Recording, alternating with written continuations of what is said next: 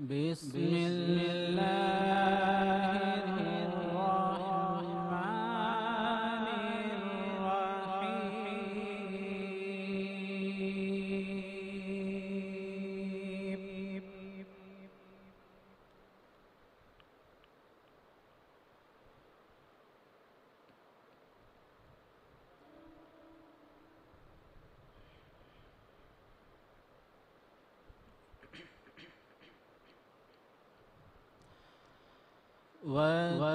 وتلك حجتنا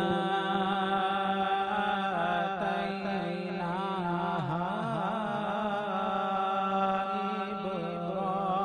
إبراهيم على قومه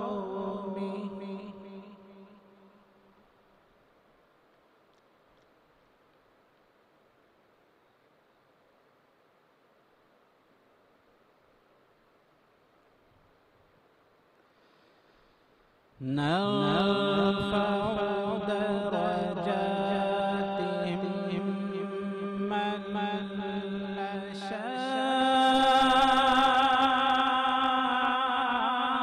نشاء إن ربك حكيم عليم.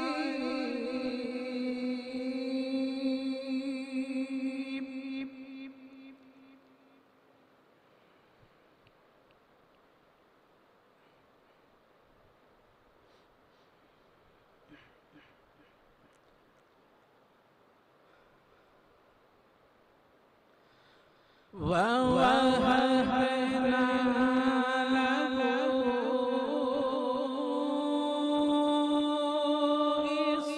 إسحاق ويعقوب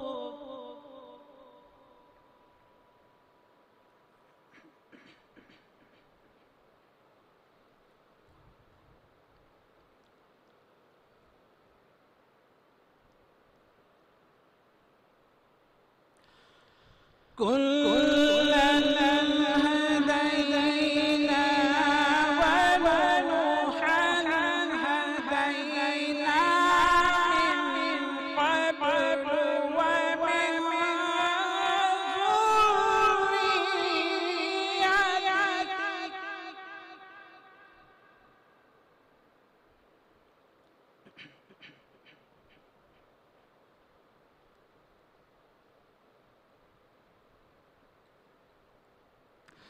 ومن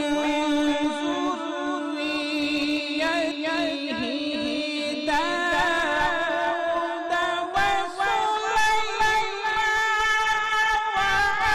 وأيوب ويوسف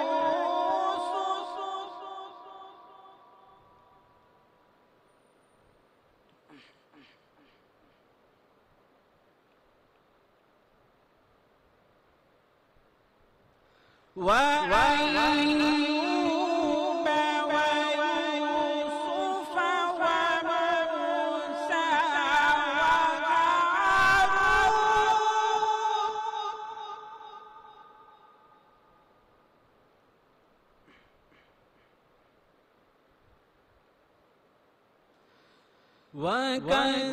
وكذلك نجزي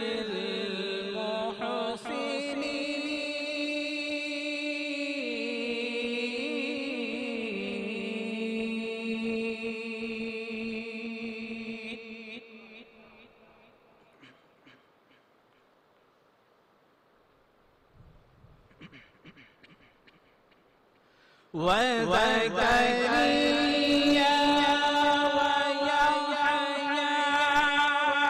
وعيسى وإلياس كل من الصالحين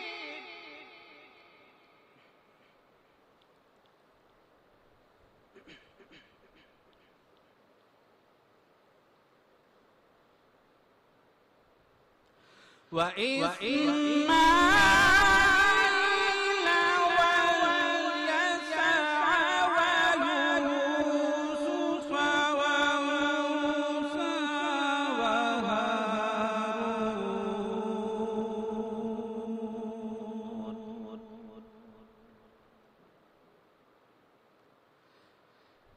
وَكَذَلِكَ نَجْزِي الْمُحْسِنِينَ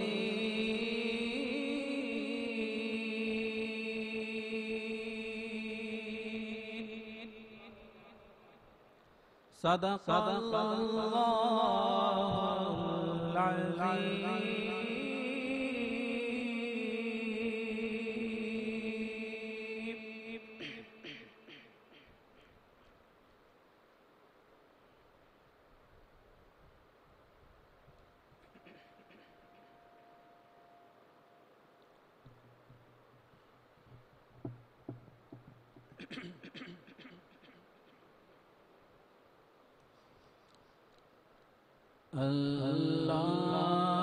اللهم صل على سيدنا ومولانا محمد. اللهم صل على سيدنا ومولانا اللهم صل على سيدنا ومولانا محمد. اللهم صل على سيدنا ومولانا محمد. اللهم صل على سيدنا ومولانا محمد. اللهم صل على سيدنا ومولانا محمد.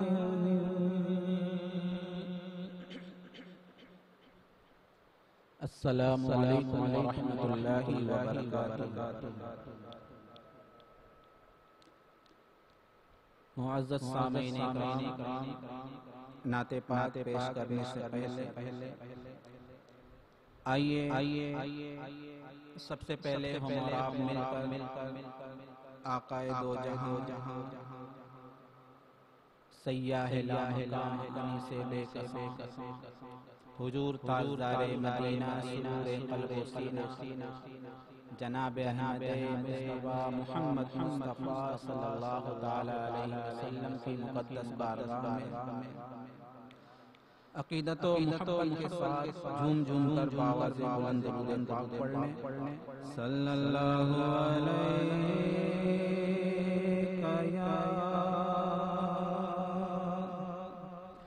یا رسول اللہ وسلم علیک یا حبیب اللہ صلی اللہ علیک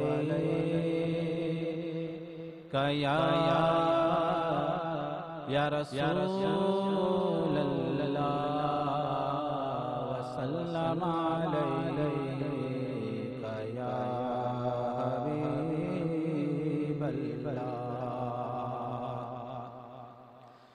دنیا میں ہر آفت سے بچانا مولا،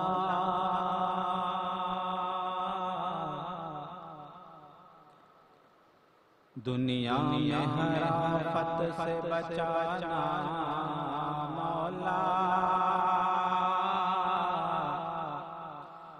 عقبہ میں نہ کچھ رنج دکھانا مولا،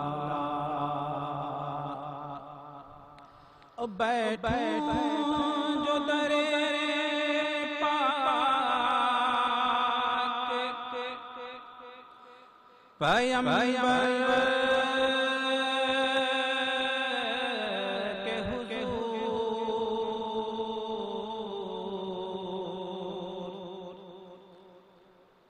بیٹھوں جو درے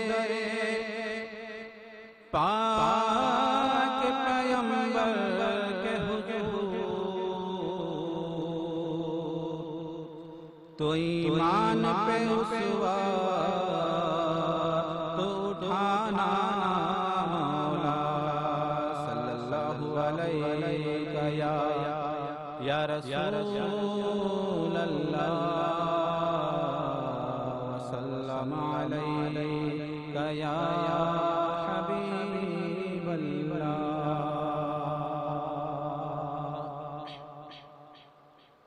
نعت پاک کے چند اشعار سماعت فرما لیں.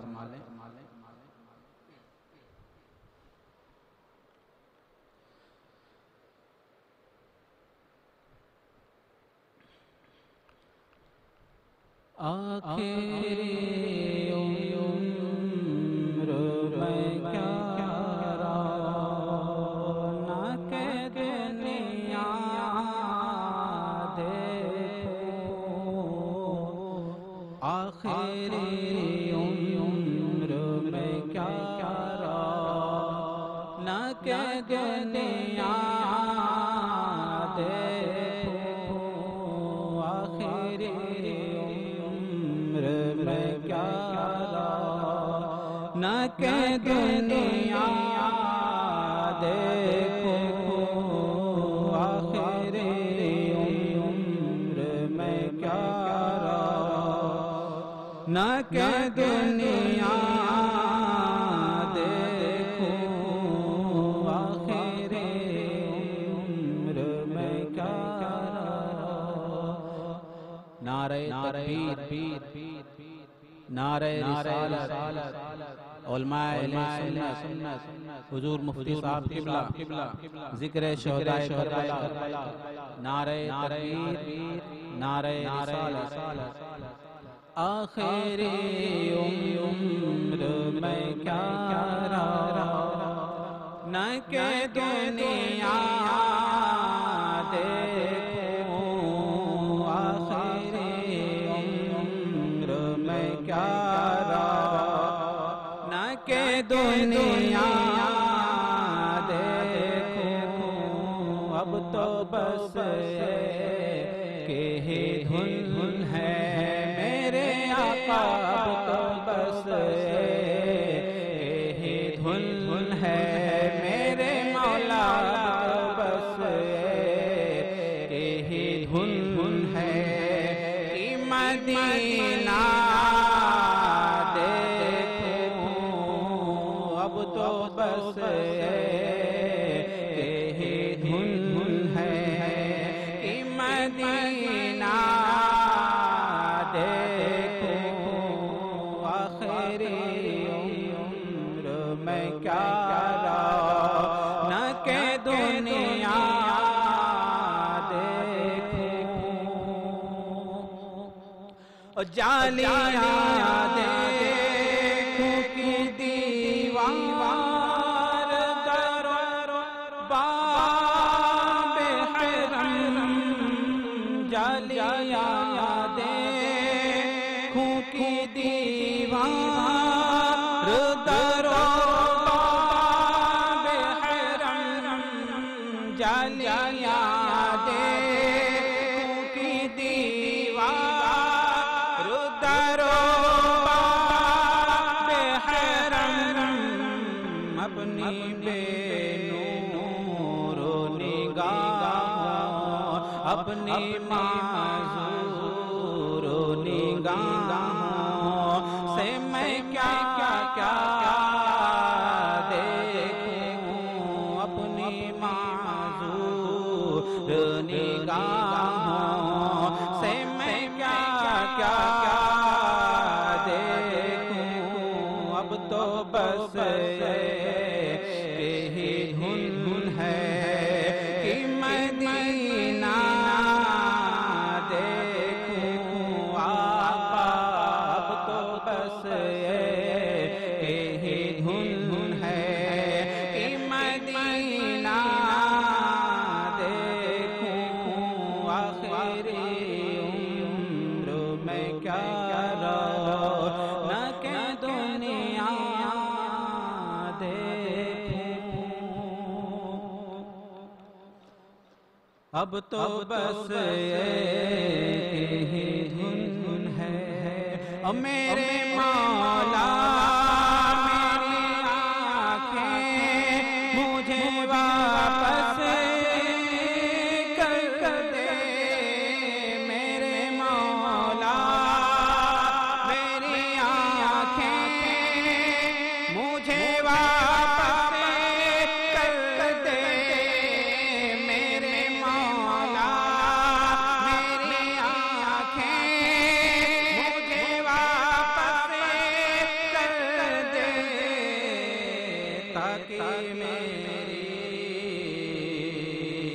تاکہ اس بار میں جی بھر، تاکہ اس بار میں جی بھر کہ مدینہ دیکھوں، اب تو بس کی ہی دھن ہے کہ مدینہ دیکھوں، آخری عمر میں کیا رونق دنیا دیکھوں، اب تو بس یہی دھن ہے، جب حسن تھا ان کا جلوہ انوار کا عالم کیا ہوگا، ہر کوئی فدا ہے بن دیکھے دیدار کا عالم کیا ہوگا، ایک سمت علی ایک سمت عمر صدیق ادھر عثمان ادھر،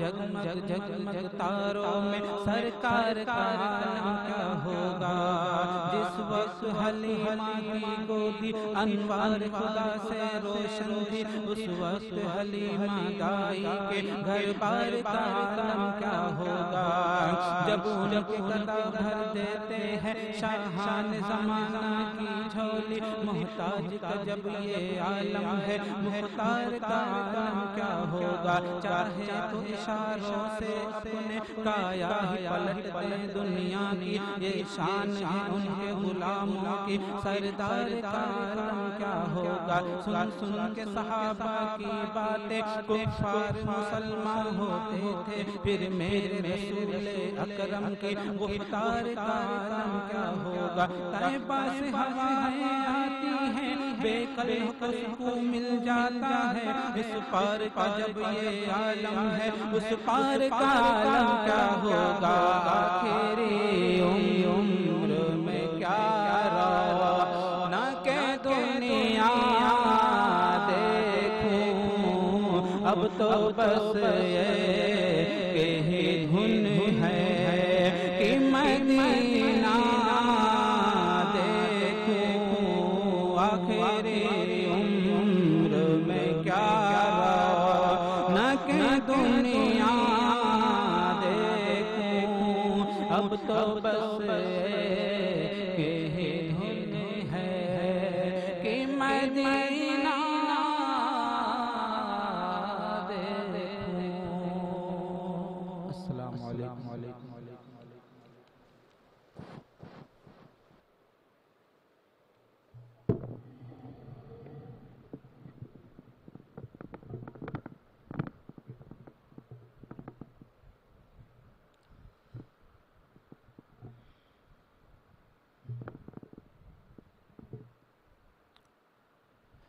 السلام علیکم ورحمۃ اللہ وبرکاتہ ومغفرتہ۔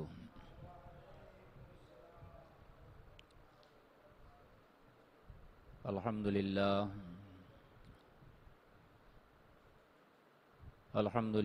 نحمدہ ونستعینہ ونستغفرہ ونؤمن بہ ونتوکل علیہ ونعوذ باللہ من شرور انفسنا ومن سیئات اعمالنا، من یہدہ اللہ فلا مضل لہ ومن یضللہ فلا ہادی لہ، ونشہد ان لا الہ الا اللہ وحدہ لا شریک لہ، ونشهد أن سيدنا ومولانا محمدا عبده ورسوله، أما بعد فاعوذ باللہ من الشیطان الرجیم بسم اللہ الرحمن الرحیم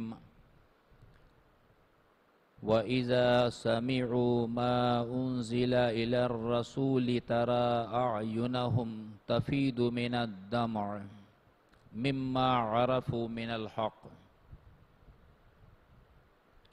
يَقُولُونَ رَبَّنَا آمَنَّا فَاكْتُبْنَا مَعَ الشَّاهِدِينَ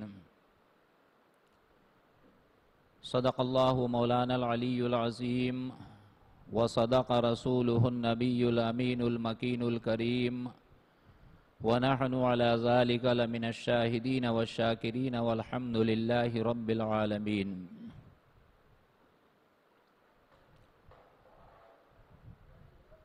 قرآن کی امانت سینوں میں ہے ہمارے، قرآن کی امانت سینوں میں ہے ہمارے، آسان نہیں مٹانا نام و نشاں ہمارا۔ وہ معزز تھے زمانے میں مسلمان ہو کر،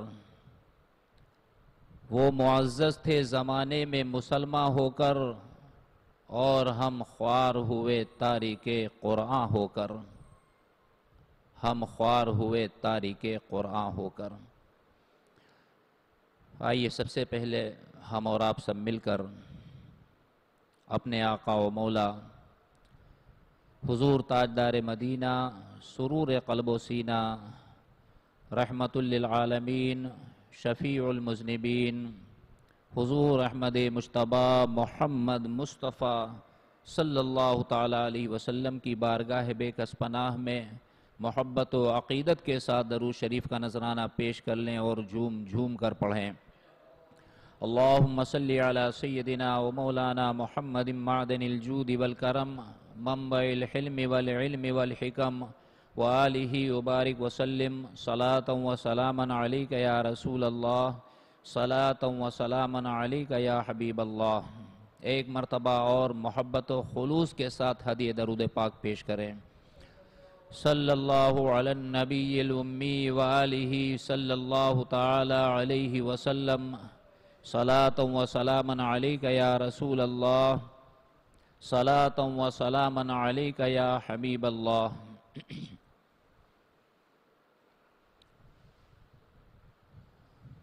عزیزان ملت اسلامیہ،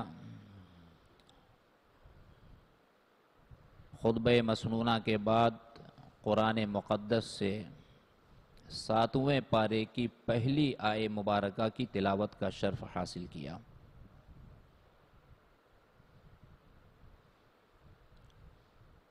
وَإِذَا سَمِعُوا مَا أُنزِلَ إِلَى الرَّسُولِ،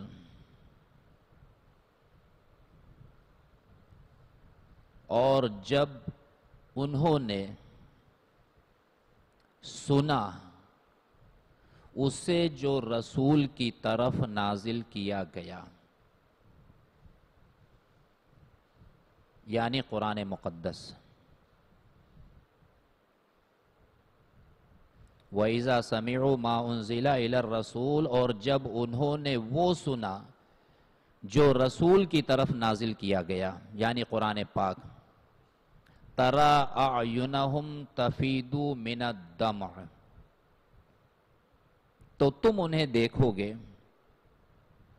کہ ان کی آنکھیں آنسو بہاتی ہیں۔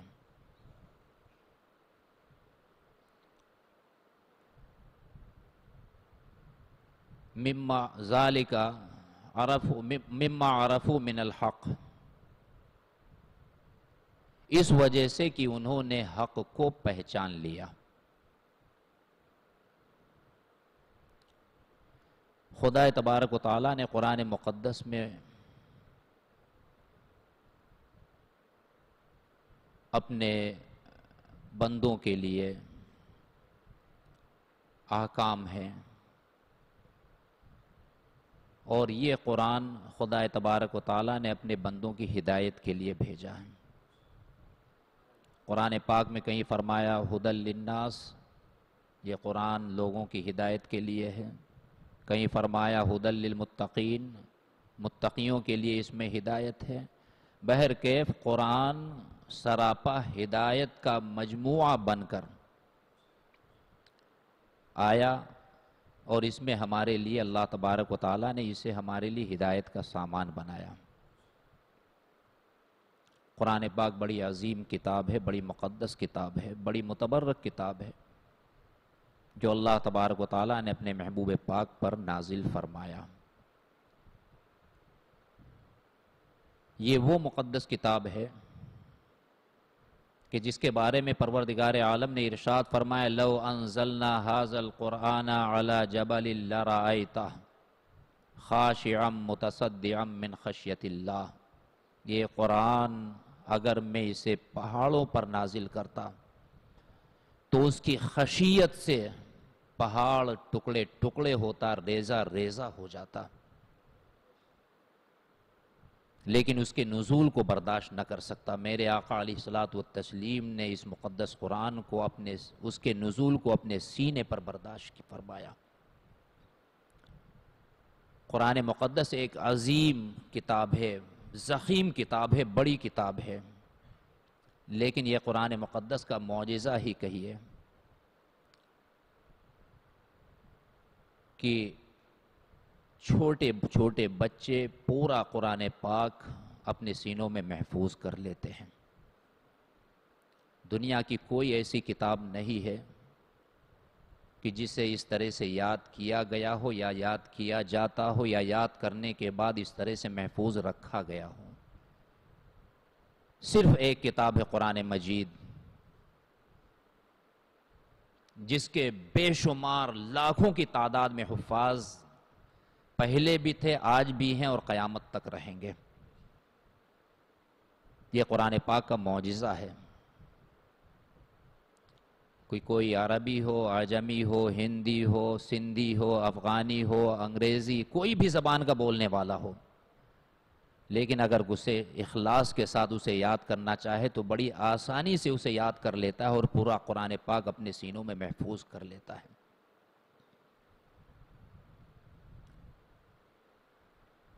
کل کی مجلس پاک میں حضرت سیدنا صدیق اکبر رضی اللہ تعالیٰ عنہ کی سیرت مبارکہ پر گفتگو ہوئی تھی۔ حضرت سیدنا صدیق اکبر رضی اللہ تعالیٰ عنہ کے وصال فرمانے کے بعد آپ کے جانشین اور خلیفہ حضرت سیدنا عمر فاروق اعظم رضی اللہ تعالیٰ عنہ بنے،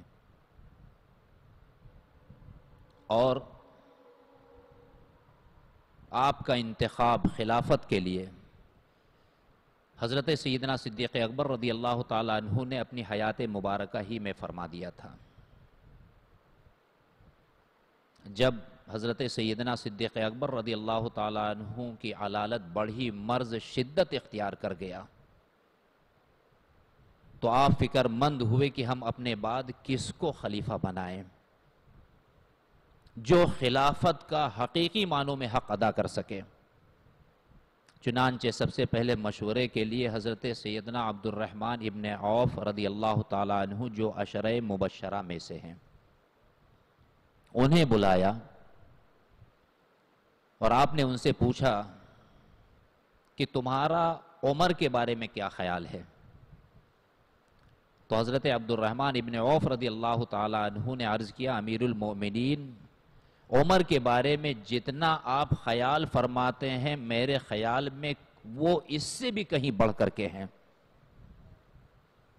حضرت عثمان غنی کو بلایا، ان سے مشورہ کیا کہ عمر کے بارے میں تم کیا کہتے ہو؟ تو حضرت عثمان غنی رضی اللہ تعالیٰ عنہ نے کہا، امیر المومنین، آپ مجھ سے بہتر عمر کے بارے میں جانتے ہیں۔ حضرت سیدنا صدیق اکبر رضی اللہ تعالیٰ عنہ نے فرمایا، لیکن تم تو کچھ بولو، تمہارا کیا خیال ہے ان کے بارے میں؟ تو حضرت عثمان غنی رضی اللہ تعالیٰ عنہ نے فرمایا کہ حضرت عمر کا باطن ان کے ظاہر سے کہیں زیادہ اچھا ہے،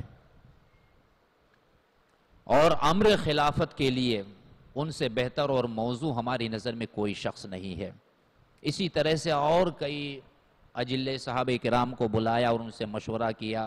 حضرت اسید ابن حضیر رضی اللہ تعالیٰ عنہ کو بلایا، ان سے پوچھا عمر کے بارے میں تمہارا کیا خیال ہے؟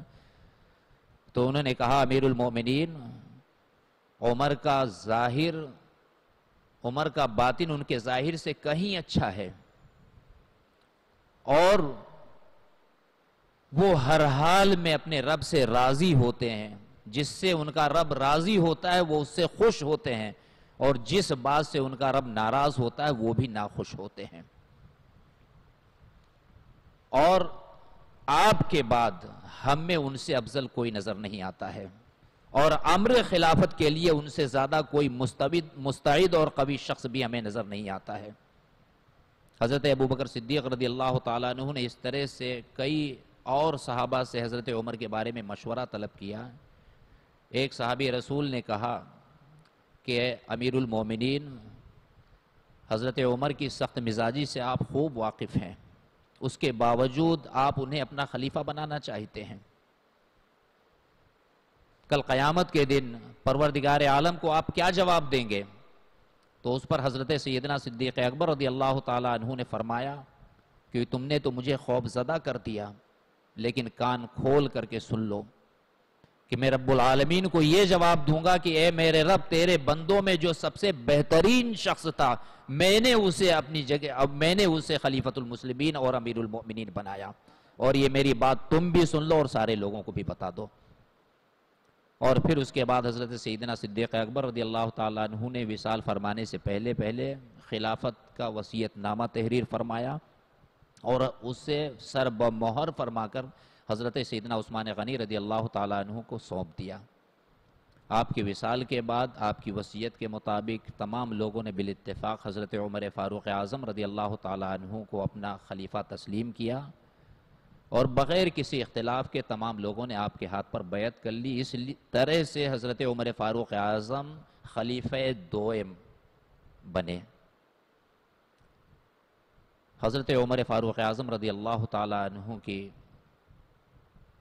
عظمت، ان کی شان، ان کا وقار احادیث مبارکہ سے ظاہر ہے کہ اللہ کے محبوب رحمت عالم صلی اللہ تعالیٰ علیہ وسلم نے عمر فاروق اعظم کے بارے میں فرمایا لو کان بعدی نبی لکان عمر بن الخطاب، اگر میرے بعد کوئی نبی ہوتا تو وہ عمر ابن خطاب ہوتے۔ اس سے بڑھ کر اور بڑی بات کون سی ہو سکتی ہے؟ لیکن یعنی اگر نبوت کا سلسلہ بند نہ ہوا ہوتا، میں خاتم النبیین بن کر نہ آیا ہوتا، نبیوں کے آنے کا سلسلہ جاری ہوتا، تو اگر میرے بعد کوئی نبی ہوتا تو وہ عمر ابن خطاب ہوتے۔ اس سے بڑھ کر کے کسی کی عظمت و شان کے بارے میں کون سی بات ہو سکتی ہے؟ اور ایک موقع پر ارشاد فرمایا ان اللہ جعل الحق علی لسان عمر وقلبی، یعنی اللہ تبارک و تعالی نے عمر کی زبان پر اور ان کے قلب پر حق کو جاری فرما دیا ہے، یعنی حق کے سوا ان کی زبان پر کسی چیز باطل کا گزر ہی نہیں ہوتا ہے۔ جب کبھی کچھ بولتے ہیں تو حق بولتے ہیں اور سچ بولتے ہیں، باطل کا ان کی زبان پر، دل پر کوئی گزر بھی نہیں ہوتا۔ اور ایک موقع پر ارشاد فرمایا انی لانظر، بے شک میں اپنی نگاہ نبوت سے مشاہدہ کر رہا ہوں، شیطان الجن او الانسی، وہ جن کے شیاطین ہو یا انسان کے شیاطین ہو، قد فروا من عمر، میرے عمر کے خوف سے وہ بھاگتے ہیں۔ یہ حضرت عمر فاروق اعظم رضی اللہ تعالیٰ عنہ کا رعب و دبدبہ تھا۔ فرماتے ہیں میرے عمر کے خوف سے انسان کے جن شیاطین ہو یا جن کے شیاطین ہو، وہ سب میرے عمر کے خوف سے ڈرتے ہیں اور وہ بھاگتے ہیں، قریب نہیں رک سکتے ہیں۔ حضرت عمر فاروق اعظم رضی اللہ تعالیٰ عنہ کہ زبان فیض ترجمان پر اللہ تبارک و تعالیٰ نے اس طرح سے حق کو اور صدق کو جاری فرما دیا تھا کہ جب کبھی حضور علیہ الصلوۃ والتسلیم اپنے مقدس صحابہ سے کسی بات میں مشورہ طلب کرتے اور رائے میں اختلاف ہوتا، حضرت عمر فاروق اعظم کچھ اور مشورہ دیتے اور دیگر صحابہ کچھ اور مشورہ دیتے، تو حضرت عمر فاروق اعظم جو مشورہ دیتے ان کی رائے کے مطابق قرآن پاک میں اللہ تبارک و تعالیٰ ان کی تائید کرتے میں آیات کریمہ نازل فرماتا تھا۔ حضرت عبداللہ ابن عمر رضی اللہ تعالیٰ عنہ فرماتے ہیں کہ جب عمر فاروق اعظم اور دیگر صحابہ کی رائے میں اختلاف ہوتا تھا تو حضرت عمر فاروق اعظم کی رائے کے مطابق پروردگار عالم قرآن پاک میں آیت مبارکہ نازل فرماتا تھا۔ اور قرآن پاک میں 21 ایسی آیتیں ہیں جو اللہ تبارک و تعالیٰ نے حضرت عمر فاروق اعظم کے رائے کے مطابق ان کی رائے کی تائید میں نازل فرمائی۔ حضرت عمر فاروق اعظم خود اللہ کا شکر بجا لاتے ہیں اور فرماتے ہیں میں اپنے رب کا شکر ادا کرتا ہوں کہ پروردگار عالم نے 21 باتوں میں ہماری موافقت فرمائی، یعنی ہماری رائے کے موافق قرآن پاک میں آیت کریمہ نازل فرما کر میری تائید فرمائی۔ یہ عمر فاروق اعظم رضی اللہ تعالیٰ عنہ کی ذات کریمہ ہے۔ حضرت عمر فاروق اعظم واقع فیل کے کئی سالوں کے بعد آپ کی ولادت مبارکہ مکہ مکرمہ میں ہوئی اور 27 سال کی عمر میں آپ نے اسلام قبول کیا۔ آپ کا نام عمر اور ابو حفص آپ کی کنیت اور فاروق آپ کا لقب ہے۔ یہ چیزیں آپ لوگ یاد رکھیں۔ حضور علیہ الصلاۃ والتسلیم آج ہمارے بچوں کا یہ حال ہے، والدین اپنے بچوں کو اسکول پڑھانے میں اس قدر آگے نکل گئے ہیں کہ دین کی باتوں کی تربیت کا ذرہ برابر خیال نہیں۔ بچہ 8ویں میں ہے، 9ویں میں ہے، 10ویں تک پہنچ گیا، اگر اس سے آپ پوچھ لیں کہ تمہارے نبی کا نام کیا ہے بیٹا، تو نبی کا نام تک بچوں کو نہیں معلوم ہوتا ہے، اور کچھ کو معلوم ہوتا ہے تو برجستہ بے ادبی کے ساتھ جیسا انہوں نے سنا ہوتا ویسا ہمارے نبی کا نام محمد ہے صلی اللہ تعالیٰ علیہ وسلم، یا محمد صاحب بولتے ہیں۔ ارے کم سے کم اپنے نبی کا نام تو لینا تو اپنے بچوں کو سکھاؤ۔ تمہارا نبی کون ہے، کیا ہے، اس کا کیا مقام ہے، اس کی کیا عظمت ہے۔ اپنے بچوں کو اپنے نبی کا نام لینا صحیح طریقے سے تو سکھا دو کہ نبی کا نام لینا ہے تو کس طرح سے لیا جائے۔ جب کبھی اپنے نبی کا نام لیں تو کم از کم انتہائی نیاز مندی اور عاجزی کے ساتھ حضرت محمد مصطفیٰ صلی اللہ تعالیٰ علیہ وسلم، ہمارے نبی کا نام یقیناً محمد ہے صلی اللہ علیہ وسلم، لیکن جب کبھی نام لیں تو انتہائی ادب و احترام کے ساتھ نام لیں۔ تو آپ کی کنیت ابو حفص اور آپ کا لقب فاروق۔ فاروق کا مطلب یہ ہوتا ہے حق و باطل کے درمیان فرق کرنے والا۔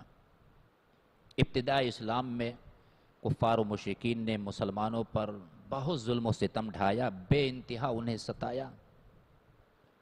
لوگ اسلام قبول کرتے تھے، اپنے اسلام کو لوگوں سے چھپاتے پھرتے تھے کہ کہیں کسی طرح سے مشرکین کو خبر نہ لگ جائے کہ وہ ہمیں زد و کوب کریں یا اپنے ظلم و ستم کا ہمیں نشانہ بنائیں۔ ہر شخص اپنے اسلام کو چھپاتا تھا، ڈیرس کی وجہ سے گھر سے باہر نہیں نکلتے تھے کہ کہیں پکڑ لیا، زد و کوب نہ کیا۔ تو ان لوگوں نے بہت ستم ڈھائے اور ان لوگوں نے ہر طرح سے کوشش کی کہ اسلام کو روکا جائے، مسلمانوں کی تعداد نہ بڑھنے پائے۔ لیکن اللہ کی مرضی، ان کی ہزار کوشش کے باوجود مسلمانوں کی تعداد دن بدن بڑھتی ہی رہی، لوگ اسلام قبول کرتے رہے۔ آخر میں کفار قریش نے آپس میں مشورہ کیا،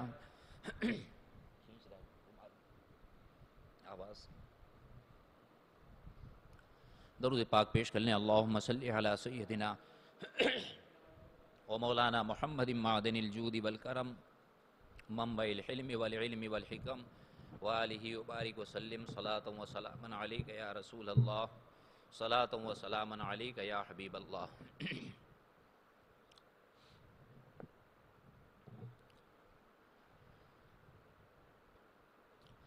تو اسلام مسلمانوں کی تعداد بڑھتی رہی۔ ان لوگوں نے کفار مکہ ایک جگہ جمع ہوئے اور آپس میں مشورہ کیا کہ ہماری ساری کوششیں ناکارہ ہو گئیں، ہماری ساری محنت رائگاں ہو گئی، ہم نے ہر طرح سے اسلام کو روکنے کی کوشش کی، لیکن جس قدر ہم کوشش کرتے ہیں اسلام بڑھتا ہی جا رہا ہے، مسلمانوں کی تعداد میں دن بدن اضافہ ہوتا ہی جا رہا ہے، آخر ہمیں کیا کرنا چاہیے؟ تو کسی نے کہا اس کا ایک ہی راستہ ہے کہ محمد عربی کو قتل کر دیا جائے، معاذ اللہ صلی اللہ تعالی علیہ وسلم۔ سب لوگوں نے اس رائے پر اتفاق کیا کہ اس کے سوا اب کوئی چارہ نہیں ہے اسلام کو اور مسلمانوں کو روکنے کا، بس ایک ہی راستہ بچتا ہے کہ انہیں قتل کر دیا جائے، اسی صورت میں ہم اسلام کو روک سکتے ہیں، اس کے علاوہ کوئی راستہ ہمارے پاس نہیں ہے۔ لیکن اب سوال یہ اٹھا کہ انہیں قتل کون کرے، اس کام کو انجام کون دے؟ تمام لوگ ایک دوسرے کا چہرہ تکنے لگے، ایک دوسرے کا منہ دیکھنے لگے کہ کون یہ کام کرتا ہے، کہ اتنے میں عمر فاروق اعظم اٹھ کر کھڑے ہو گئے اور انہوں نے کہا یہ کام میں سر انجام دوں گا، اور میں آج اور ابھی محمد عربی کا سر اتار کر تمہارے سامنے لا کر کے ڈال دوں گا۔ لوگوں نے کہا ہاں عمر، یہ کام تم ہی کر سکتے، تمہارے سوا کوئی نہیں کر سکتا ہے۔ عمر فاروق اعظم وہاں سے اٹھے، شمشیر بے نیام لے کر کے تیز تیز قدموں کے ساتھ، غصے میں آنکھ سرخ، آستان رسول کی طرف جا رہے تھے کہ راستے میں حضرت نعیم ابن عبداللہ سے ملاقات ہوئی۔ حضرت نعیم ابن عبداللہ نے عمر فاروق اعظم کے یہ تیور دیکھے، انہوں نے سمجھ لیا کہ معاملہ کچھ گڑبڑ ہے، سامنے آئے، پوچھا اے عمر کہاں کا ارادہ ہے؟ عمر فاروق اعظم نے جواب دیا آج میں نے ارادہ کر لیا ہے کہ ہمارے خداؤں کے برا بھلا کہنے والے محمد عربی کا میں کام تمام کر دوں گا، انہیں قتل کر ڈالوں گا۔ حضرت نعیم ابن عبداللہ نے کہا کہ تم غلط راستے پر جا رہے ہو اور تم اس برے ارادے میں کبھی بھی کامیاب نہیں ہو سکتے ہو، ان کے جانثار، ان کے چاہنے والے کٹ مریں گے، لیکن تمہیں تمہارے اس مقصد میں کبھی بھی کامیاب ہونے نہیں دیں گے۔ عمر نے کہا میری تلوار کی کاٹ سے پورا عرب لرزتا ہے اور آج دنیا کی کوئی طاقت محمد عربی کو قتل کرنے سے نہیں روک سکتی ہے۔ حضرت نعیم ابن عبداللہ نے کہا تمہیں معلوم ہے تمہاری فولادی تلوار کا محمد عربی پر کسی طرح کا کوئی اثر نہیں ہو سکتا، اس لیے کہ ان کے ساتھ ان کا خدائے بزرگوں برتر ہے، تمہاری تلوار کا ان پر کسی طرح کا کوئی اثر نہیں ہو سکتا ہے۔ عمر فاروق اعظم نے کہا کیا 360 خداؤں کے علاوہ بھی کوئی خدا ہے؟ تو انہوں نے کہا ہاں۔ پوچھا وہ کہاں ہے، وہ خدا کہاں ہے؟ تو حضرت نعیم ابن عبداللہ نے کہا یہ جا کر تم اپنی بہن ام جمیل اور اپنے بہنوئی حضرت سعید سے جا کر پوچھو۔ اب تو ان کا پارا مزید بڑھ گیا، غیظ و غضب میں بفرے ہوئے سیدھے اپنی بہن حضرت ام جمیل کے گھر پہ پہنچے، دروازہ کھٹکھٹایا۔ اس وقت حضرت ام جمیل اور ان کے شوہر حضرت سعید رضی اللہ تعالیٰ عنہما قرآن پاک کی تلاوت کر رہے تھے۔ ام جمیل نے آواز دی کون؟ انتہائی گرجدار آواز میں کہا میں عمر ہوں۔ حضرت ام جمیل نے قرآن پاک کے اوراق چھپائے اور جا کر کے دروازہ کھولا۔ حضرت عمر غصے میں سیدھے ننگی تلوار لیے ہوئے گھر میں گھسے، ام جمیل کے سامنے آئے، کہا میرے آنے سے پہلے تم لوگ کیا پڑھ رہے تھے؟ حضرت ام جمیل نے برجستہ جواب دیا ہم لوگ اللہ کا کلام قرآن پاک کی تلاوت کر رہے تھے۔ عمر فاروق اعظم نے کہا لگتا ہے تم لوگ مسلمان ہو گئے، تم نے اپنے باپ دادا کا دین چھوڑ دیا ہے، تم 360 اپنے پرانے خداؤں سے متنفر ہو گئے ہو۔ حضرت ام جمیل نے کہا بے شک ہم نے ایک وحدہ لا شریک کی وحدانیت کو قبول کر لیا ہے اور ہم اسلام میں داخل ہو گئے ہیں۔ عمر فاروق اعظم کا جلال مت پوچھئے، غصے میں آگے ننگی تلوار تان لی اور کہا ابھی اور اسی وقت تم اسلام سے دستبردار ہو جاؤ۔ اپنے باپ دادا کے دین پر تم پلٹ آؤ. اگر تم نے ایسا نہیں کیا تو اسی تلوار سے تمہارا سر تمہارے جسم سے جدا کر دوں گا. اور تمہیں معلوم ہے عمر کے تلوار کی کاٹ کا کیا حال ہے. عرب کا ہر انسان ہمارے غیظ و غضب سے واقف ہے. حضرت ام جمیل نے مسکرا کر کہا بھائی آخر تم کس کو دھمکا رہے ہو؟ جس ماں کا تم نے دودھ پیا ہے اسی ماں کا میں نے بھی دودھ پیا ہے. تمہیں جو کچھ کرنا ہے کر لو، لیکن ہم اسلام سے دستبردار نہیں ہو سکتے. جس دین کو ہم نے قبول کیا ہے اس دین سے ہم کبھی بھی منہ موڑ نہیں سکتے. عمر کو جلال آ گیا، گھونسوں اور تھپڑوں سے اپنی بہن حضرت ام جمیل کو مارنا شروع کیا. یہاں تک کہ اس قدر مارا کہ حضرت ام جمیل خون سے لہو لہان ہو گئی. یہ کہتے جاتے تھے کہ تم ابھی اسلام سے دستبردار ہو جاؤ، ورنہ ہم اس وقت تک ماریں گے جب تک کہ تم اسلام سے دستبردار نہیں ہو. مارتے جاتے تھے اور یہ کہتے جاتے تھے. ام جمیل نے کہا یہ سر تو تم ہمارے جسم سے اتار سکتے ہو، یہ سر تم کاٹ سکتے ہو، لیکن اس خدا کے سوا کسی بت کے سامنے اس سر کو تم نہیں جھکا سکتے ہو. حضرت عمر فاروق اعظم مارتے مارتے تھک گئے تھے. کئی جگہ سے ان کے جسموں سے خون بہ رہا تھا، کپڑا لہو لہان ہو گیا تھا.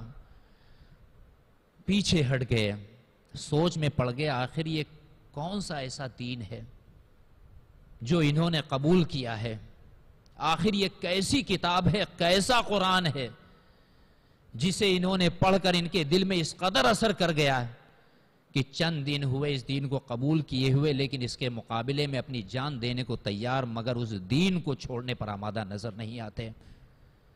پوچھا اے ام جمیل ہمارے آنے سے پہلے تم لوگ کیا پڑھ رہے تھے؟ کہا قرآن اللہ کا کلام پڑھ رہے تھے. کہا مجھے بھی لاؤ دو میں دیکھوں تو وہ ہے کیا، کیسی کتاب ہے، کیسا قرآن ہے، اس میں تمہارے خدا نے آخر کیا لکھا ہے، اس میں کیا تاثیر ہے کہ ایک مرتبہ اسے قبول کرنے کے بعد انسان اپنا سب کچھ قربان کر سکتا ہے مگر اپنے دین سے دستبردار نہیں ہو سکتا ہے. حضرت ام جمیل نے کہا تم جیسا ناپاک انسان اس کو قرآن کو اپنے ہاتھ میں نہیں لے سکتا ہے. اس کے لیے مومن ہونا ضروری ہے. مومن ہونے کے ساتھ ساتھ پاک اور صاف باوضو ہونا ضروری ہے. بغیر وضو کے کوئی شخص اللہ کے کلام کو نہیں چھو سکتا ہے. لا یمسہ الا المطہرون، اسے پاک ہی باوضو شخص ہی اسے چھو سکتا ہے. کہا اگر ہم چھو نہیں سکتے ہیں تو تم اسے پڑھ کر تو سناؤ، اس میں کیا لکھا اسے بتاؤ تو صحیح. حضرت ام جمیل رضی اللہ تعالی عنہا قرآن پاک کے اوراق کو لے کر آئی، سورہ طٰہٰ کا ورق کھولا اور اس کی شروع کی آیتیں آپ نے تلاوت کرنا شروع کی. اور جب اس آیت کریمہ پر پہنچی اننی انا اللہ لا الہ الا انا فاعبدنی واقم الصلاۃ لذکری، بے شک میں ہی تمہارا معبود ہوں، میرے سوا کوئی تمہارا معبود نہیں. لا الہ الا فاعبدنی، لہٰذا تم میری عبادت کرو. واقم الصلاۃ لذکری، اور میری یاد کے لیے نماز قائم کرو. اس آیت کریمہ پر پہنچی تلاوت کرتے کرتے تو حضرت عمر فاروق اعظم پر وہ کیفیت طاری ہوئی کہ ان کے دل کی دنیا بدل گئی. ان کی تقدیر قرآن کی ان آیتوں کو سن کر کے سنور گئی اور ان کی آنکھوں سے آنسوؤں کی لڑیاں بہہ نکلی. چشم گریاں اور دل بریاں سے بے ساختہ پکار اٹھے کہ ہمیں لے چلو اپنے نبی کے پاس، ہم ان کے پاس جانا چاہیے. عزیزان ملت اسلامیہ، یہ قرآن ہے اور یہ قرآن کی تاثیر ہے. اسی کا ذکر اللہ تبارک و تعالیٰ نے قرآن پاک میں فرمایا وَإِذَا سَمِعُوا مَا أُنزِلَ إِلَى الرَّسُولِ. حضرت عمر فاروق اعظم جیسا غیظ و غضب والا انسان، جس کی جرأت و بہادری پورے عرب میں مشہور تھی، ننگی تلوار لے کر جس کے سامنے کھڑے ہو جاتے لوگ کانپ جایا کرتے تھے، لیکن قرآن پاک کی چند آیتوں نے ان پر ایسا اثر ڈالا کہ ان کے دل کی دنیا بدل گئی اور ان میں انقلاب برپا ہو گیا. یہ قرآن عظیم ہے، قرآن مقدس کی یہ تاثیر ہے. حضرت فضیل ابن عیاض رضی اللہ تعالی عنہ بڑے ہی مشہور صاحب کرامت ولی ہیں. جگہ جگہ ان کا تذکرہ آیا ہے. وہ پہلے بڑے ہی مشہور ڈاکو تھے اور سارا علاقہ ان سے کانپتا تھا. ایک مرتبہ رات کو ڈاکہ ڈالنے کی غرض سے کسی مکان کی چھت پر چڑھے. صاحب مکان قرآن پاک کی تلاوت کر رہے تھے اور ان کے کانوں میں یہ آواز پڑی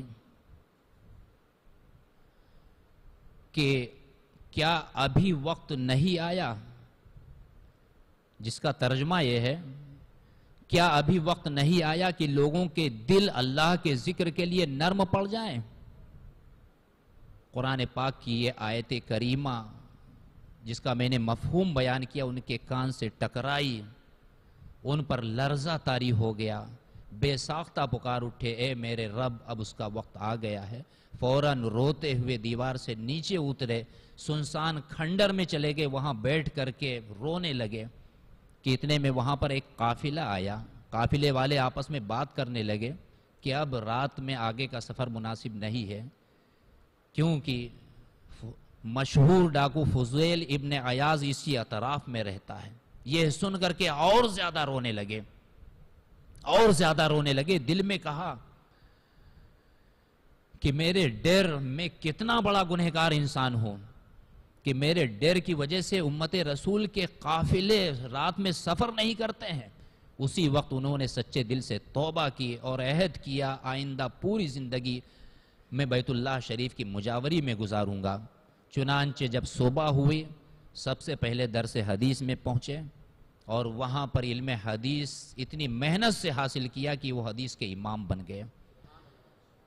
عبادت گزاری میں بھی یکتائے روزگار بن گئے اور ان پر خشیت الہی کا اس قدر غلبہ ہوتا تھا، اس قدر غلبہ ہوتا تھا کہ کسی مجلس میں اگر کوئی بلند آواز سے اللہ کہہ دیا کرتا تھا تو ان کا جسم خوف سے کانپنے لگتا تھا اور اس قدر روتے تھے کہ دیکھنے والوں کو ان پر ترس آ جاتا تھا.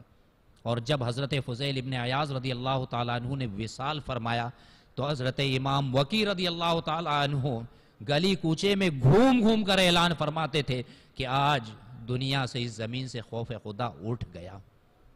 اور وہ آیت کریمہ الم یأنی للذین آمنوا ان تخشع قلوبہم لذکر اللہ، ایک آیت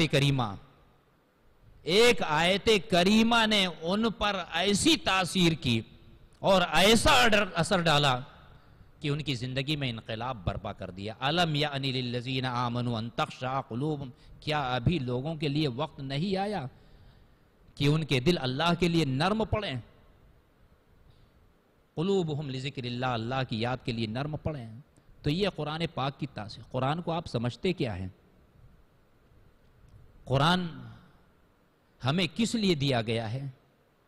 کیا بس اس لیے کہ ہم اسے طاق کی زینت بنا دیں، یا شوکیس میں سب سے اوپری حصے میں جزدان میں لپیٹ کر کے خوشبو لگا کر کے اسے رکھ دیں؟ بس اس لیے قرآن ہمیں دیا گیا ہے. کیا قرآن اس لیے ہے کہ نئے گھر میں جائیں، نئی دکان میں جائیں تو سب سے پہلے قرآن لے جا کر کے داخل کریں، خیر و برکت ہمیں مل جائے گی؟ آخر قرآن ہے کس لیے؟ آپ پہلے قرآن کو سمجھیں، قرآن ہے کیا.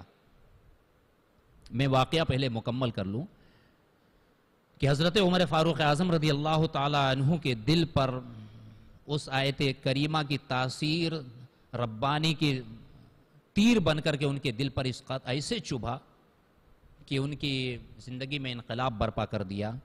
کہا اب مجھے نبی کے پاس جانا ہے.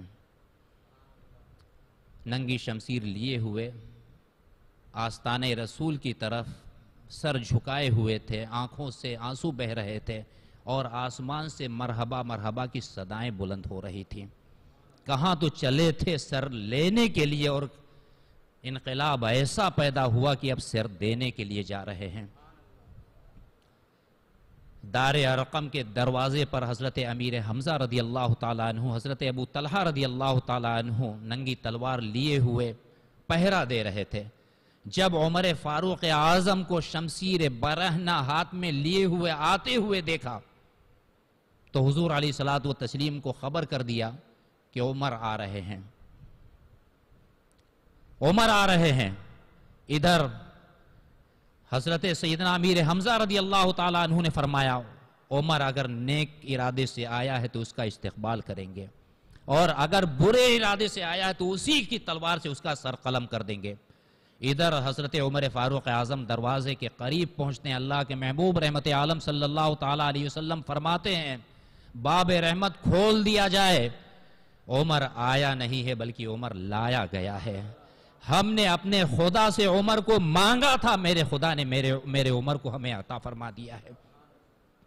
حضرت عمر فاروق اعظم دار ارقم میں داخل ہوئے، اللہ کے رسول رحمت عالم صلی اللہ علیہ وسلم نے ایک ہاتھ سے عمر کا دامن پکڑا، دوسرے ہاتھ میں ان کی تلوار تھامی اور ارشاد فرمایا اے عمر کیا ابھی وقت نہیں آیا؟ کیا ابھی وقت نہیں آیا؟ تم اس وقت تک فتنہ و فساد برپا کرتے رہو گے جب تک کہ تم پر ذلت و رسوائی مسلط نہ ہو جائے۔ عمر فاروق اعظم نے عرض کیا یا رسول اللہ وقت آ گیا ہے، کلمہ پڑھا اشہد واللہ الہ الا اللہ وان عبدک ورسولہ، میں گواہی دیتا ہوں اللہ کے سوا کوئی معبود نہیں اور آپ اللہ کے بندے اور اس کے رسول ہیں۔ کلمہ پڑھا، مشرف بہ اسلام ہو گئے۔ اجابت کا صحرا، عنایت کا جوڑا، بڑھی ناز سے جب دعائے محمد۔ حضور علیہ الصلوۃ والتسلیم نے جب مسلمانوں پر بے انتہا ظلم ہوتے ہوئے دیکھا تو آپ نے اللہ کی بارگاہ میں دعا کی تھی۔ ابن عساکر وغیرہ نے یہ روایت نقل کی ہے کہ اللہ کے رسول صلی اللہ تعالیٰ علیہ وسلم نے اپنے رب کی بارگاہ میں اس طرح سے دعا کی تھی کہ اے میرے مولا، عمر ابن خطاب اور ابو جہل ابن ہشام دونوں میں سے جو تجھے پیارا ہو اس سے دولت اسلام سے مشرف فرما کر اسلام کو طاقت و قوت عطا فرما۔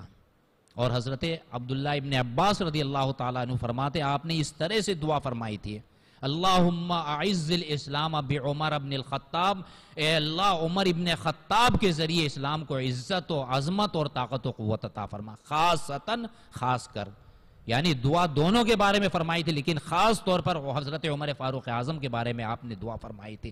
تو آپ نے فرمایا میں نے اپنے خدا سے عمر کو مانگا تھا، میرے خدا نے مجھے عمر عطا فرما دیا۔ تو قرآن پاک کی چند آیتوں نے حضرت عمر فاروق اعظم رضی اللہ تعالیٰ عنہ کی زندگی میں یہ انقلاب برپا، کہاں تو چلے تھے جناب محمد الرسول اللہ صلی اللہ تعالیٰ علیہ وسلم کو قتل کرنے کے لیے، کہاں خود قتیل تیغ ابرو جناب ہو گئے۔ یہ قرآن پاک ہے۔ کچھ قرآن پاک کے بارے میں سمجھ لیں، قرآن ہے کیا؟ قرآن ہماری اور آپ کے تمام مسلمانوں کی صداقت کی، ہمارے دین کی صداقت کی سب سے عظیم دلیل ہے، بہت بڑی دلیل ہے، اور پوری دنیا کے تمام مذاہب کے سامنے قرآن پاک آج تک چیلنج ہے اور قیامت تک چیلنج رہے گا۔ اور اسلام، دین اسلام کی صداقت کی سب سے بڑی دلیل جو ہمارے پاس ہے وہ قرآن عظیم ہے۔ جب قرآن پاک کا نزول شروع ہوا تو حضور رحمت عالم صلی اللہ تعالیٰ علیہ وسلم قرآن پاک کی ان آیات اور صورتوں کو اپنے مقدس صحابہ کو سکھاتے تھے، اور جب مشرکین اور کفار قرآن پاک کی ان آیتوں کو سنتے تھے تو یہ کہتے تھے یہ قرآن اللہ کا کلام نہیں ہے، معاذ اللہ حضور صلی اللہ تعالیٰ علیہ وسلم کا اپنی طرف سے گڑھا ہوا کلام ہے۔ انہوں نے یہ چرچا کیا، ہر جگہ یہ بات پھیلا دی کہ وہ خود کچھ باتیں اپنی طرف سے گڑھتے ہیں اور کہہ دیتے ہیں کہ یہ خدا کی طرف سے ہے۔ اللہ تبارک و تعالیٰ کو مشرکین کی ان باتوں پر جلال آیا، اور پروردگار عالم نے قرآن پاک میں یہ آیت مبارکہ نازل فرمائے وَإِن كُنتُمْ فِي رَيْبٍ مِّمَّا نَزَّلْنَا عَلَىٰ عَبْدِنَا فَأْتُوا بِسُورَةٍ مِّن مِّثْلِهِ۔ تم یہ کہتے ہو کہ یہ کلام خدا کا کلام نہیں ہے، محمد کا گڑھا ہوا کلام ہے صلی اللہ تعالیٰ علیہ وسلم۔ وَإِن كُنتُمْ فِي رَيْبٍ مِّمَّا نَزَّلْنَا، اور اگر تم قرآن کے بارے میں شک و شبہ کرتے ہو اس چیز کے بارے میں جس کو ہم نے اپنے بندے پر نازل کیا، فی ریب مما نزلنا، اگر تمہیں شک و شبہ ہے، علی عبدنا فاتوا بصورت من مثلہ، تو تم بھی انسان ہو، اس کے مثل ایک صورت لے کر کے آؤ۔ اللہ تبارک و تعالیٰ نے اس آیت مبارکہ میں منکرین و مشرکین کو مخاطب کر کے ارشاد فرمایا، اے لوگو، اگر تم قرآن کو اللہ کا کلام نہیں مانتے اور اسے اپنے ہی جیسے انسان کا بنایا ہوا کلام سمجھتے ہو تو تم بھی انسان ہو، قرآن کی مثل ایک صورت تو بنا کر کے لے آؤ۔ عزیزان ملت اسلامیہ، قرآن کا یہ دعویٰ اور چیلنج ان لوگوں کے سامنے تھا۔ قرآن نے یہ دعویٰ پیش کر دیا، یہ چیلنج کر دیا، اگر تم قرآن کو اللہ کا کلام نہیں مانتے ہو تو تم قرآن کی مثل ایک صورت بنا کر کے لے آؤ۔ اور قرآن کا یہ چیلنج اور دعویٰ ان لوگوں کے سامنے تھا جو اپنی زبان دانی کے زوم میں دنیا کو گونگا کہتے تھے، گونگا سمجھتے تھے۔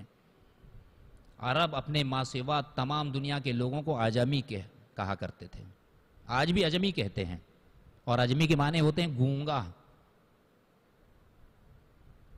پوری دنیا کو وہ گونگا کہتے تھے، گونگا سمجھتے تھے، اور اپنی زبان پر انہیں بڑا فخر تھا، اور ہونا بھی چاہیے فخر، کیونکہ زبان عربی زبان، اس زبان پر ناز انہیں ہونا بھی چاہیے، کیونکہ یہ وہ زبان ہے جس زبان میں اللہ تبارک و تعالیٰ نے اپنے مقدس کلام قرآن مجید کو نازل فرمایا، اور یہی زبان ہے جو ہمارے آقا رحمت عالم صلی اللہ تعالیٰ علیہ وسلم کی مبارک زبان ہے۔ فرشتوں کی یہی زبان ہے، جنتیوں کی یہی زبان ہوگی۔ مرنے کے بعد دنیا کا کوئی انسان کو کوئی زبان نہیں یاد ہوگی، وہ کہیں کا بھی رہنے والا ہو، پنجابی، سندھی، ہندی، مراٹھی، انگریزی، کسی بھی زبان کا بولنے والا ہو، مرنے کے بعد اس کی زبان صرف ایک زبان ہوگی، عربی زبان، کیونکہ قبر میں ہر ایک سے عربی ہی میں سوال کیا جائے گا، مر ربک ما دینک ما تقول فی شان ھذا الرجل، اور خود بخود ہر ایک کو عربی زبان آ جائے گی، اور قیامت کے دن حساب و کتاب بھی عربی زبان ہی میں ہوگا۔ تو ظاہر سی بات ہے، عربی اتنی مقدس متبرک زبان ہے جس میں اللہ نے قرآن کو نازل فرمایا، اس زبان پر انہیں ناز تھا، بجا ہے، فخر کرتے تھے، بجا ہے، لیکن وہ پوری دنیا کو، انہی لوگوں کو اللہ تبارک و تعالیٰ نے، اللہ کے محبوب رحمت عالم صلی اللہ علیہ وسلم نے چیلنج پیش کیا کہ اگر تم قرآن کو اللہ کا کلام نہیں مانتے ہو، اس مقدس کتاب کو تم اپنے جیسے انسان کا بنایا ہوا کلام سمجھتے ہو تو تم بھی عربی زبان میں ماہر ہو، قرآن پاک جیسی ایک صورت بنا کر کے لے آؤ۔ اور یہ بھی حقیقت ہے کہ یہ لوگ حضور علیہ الصلوۃ والتسلیم کے بڑے سخت دشمن تھے، سخت مخالف تھے، حضور علیہ الصلوۃ والتسلیم کی ہر ممکن تکذیب کی صورت اختیار کرنے والے تھے۔ حضور علیہ الصلوۃ والتسلیم کی تکذیب کی خاطر آپ کو جھٹلانے کے لیے انہوں نے اپنے مال برباد کیے، اپنی جانیں گنوائیں، ہر قسم کے منصوبے بنائے کہ کسی صورت حضور صلی اللہ تعالیٰ علیہ وسلم کو معاذ اللہ جھوٹا ثابت کر سکے۔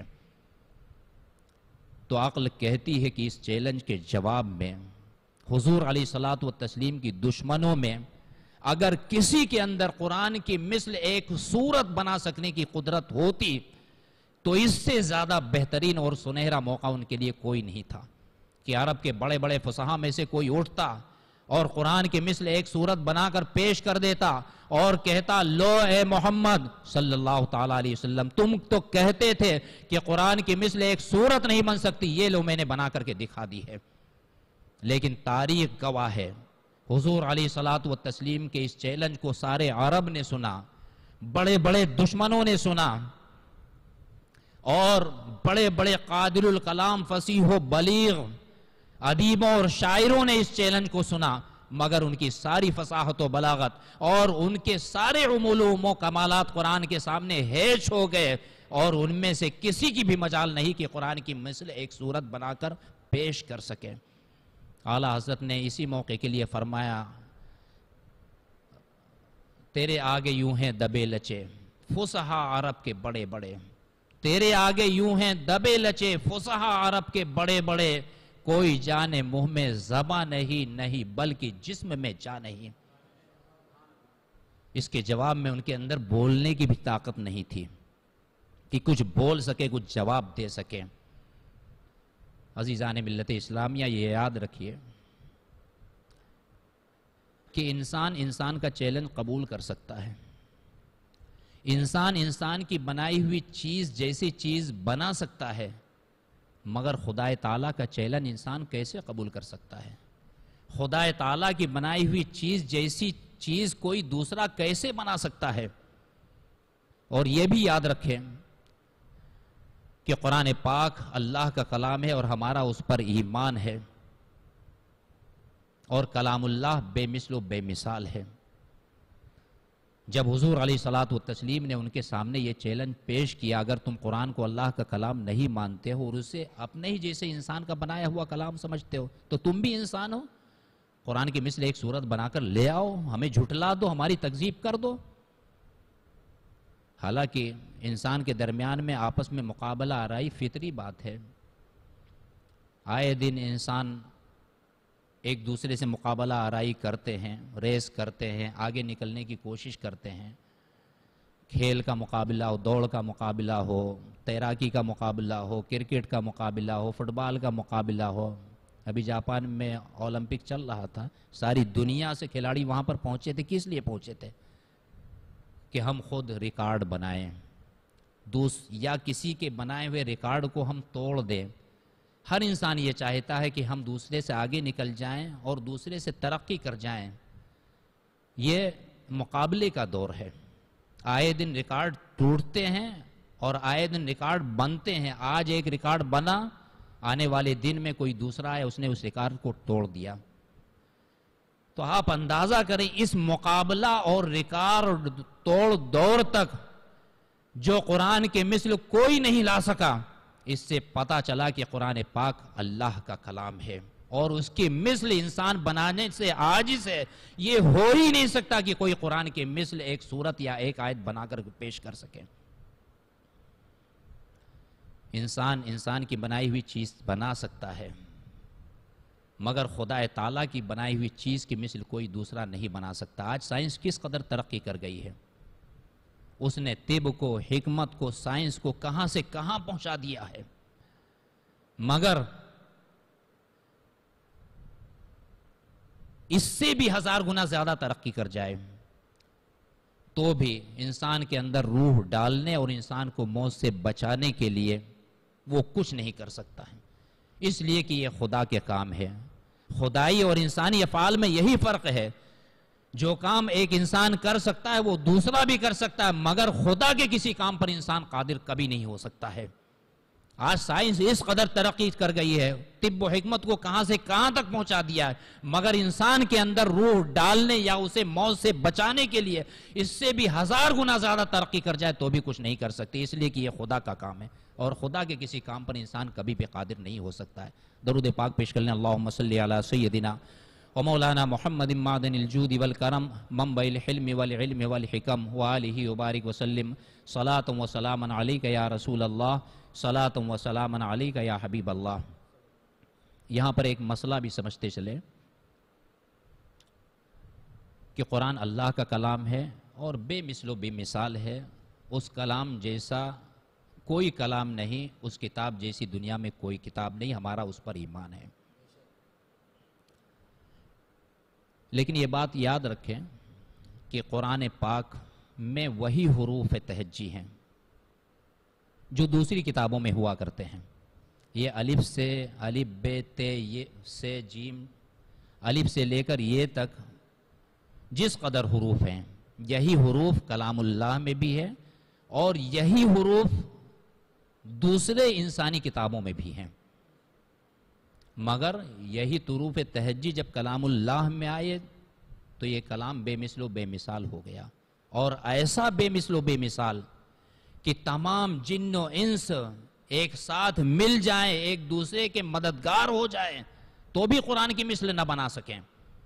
قرآن پاک میں ایک دوسرے مقام پر اللہ تبارک و تعالیٰ ارشاد فرماتا قُلْ لَئِنِ اجْتَمَعَتِ الْإِنسُ وَالْجِنُّ أَن يَأْتُوا بِمِثْلِ هَذَا الْقُرْآنِ لَا يَأْتُونَ بِمِثْلِهِ وَلَوْ كَانَ بَعْضُهُمْ لِبَعْضٍ ظَهِيرًا۔ اے محبوب آپ لوگوں سے فرما دیجئے اگر سارے آدمی اور سارے جن اس بات پر متفق ہو جائیں اور سب مل کر کے قرآن کے مثل ایک صورت بنا کر لے آئیں تو ہرگز ہرگز نہیں لا سکیں گے۔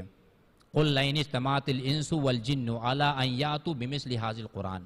سارے آدمی، سارے جن، وہاں تو صرف اتنا کہا تھا صرف عربوں کو مخاطب کیا تھا وَإِن كُنتُمْ فِي رَيْبٍ مِّمَّا نَزَّلْنَا عَلَىٰ عَبْدِنَا فَأْتُوا بِسُورَةٍ مِّن مِّثْلِهِ، اس میں فرمایا اگر سارے آدمی اور سارے جن اس بات کے لیے جمع ہو جائیں کہ قرآن کی مثل لا سکیں، لا یأتون بمثلہ، تو ہرگز نہیں لا سکیں گے۔